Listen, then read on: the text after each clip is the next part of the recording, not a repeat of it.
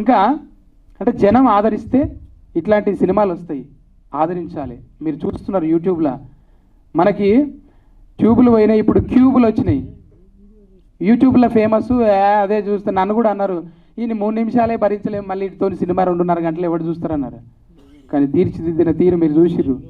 అప్పుడు చెల్లెలు కూడా ఆడిషన్కి వచ్చింది ఆ సినిమాకి, ఒక క్యారెక్టర్కి. తర్వాత చెల్లెల సినిమాకి నేను ఆడిషన్కి వచ్చాను అనమాట.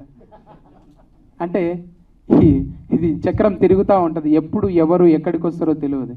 నేను ఎలా తగ్గొచ్చుగాక రేపు ఖచ్చితంగా పెరుగుతాం, ఆ కాన్ఫిడెంట్ ఉంది. మళ్ళీ రేపు పెరిగినాక కూడా కళ్ళు స్ట్రేట్గానే ఉండాలి. ఇవన్నీ నేర్పిస్తుంది ఇండస్ట్రీ. అంటే ఇండస్ట్రీలో చాలామంది వస్తారు, బౌన్సర్స్ వస్తారు, ఇవి వస్తాయి అవి వస్తాయి. కానీ ఒక మంచి సబ్జెక్ట్ ఉన్న సినిమా తీసినాం అనేది ఒక చరిత్రలో నిలిచిపోతుంది.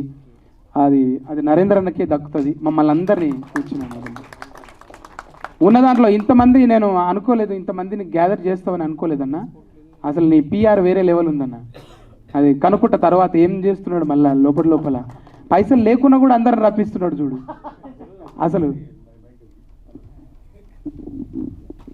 ఇందులో మీరు చెప్పినట్టు హైలైట్ ఏంటంటే అన్న, అసలు ప్రమోషను మిమ్మల్ని చూసి నేర్చుకోవాలండి. ఈ సినిమాకి చిన్న సినిమాకి అంటే మీరు చెప్పేది చిన్న సినిమా అంటే ఇన్ ద సెన్స్ నేను లో బడ్జెట్ అని కాదు నేను అంటుంది. అంటే పెద్దగా స్టార్స్ లేని సినిమా ఇలాంటి సినిమాకి ఒక ఎన్విరాన్మెంటల్ బేస్డ్ సినిమాకి మీరు చేస్తున్న పబ్లిసిటీ చూస్తే చాలామందికి ఇన్స్పిరేషన్ సార్ ఈరోజు మీరు.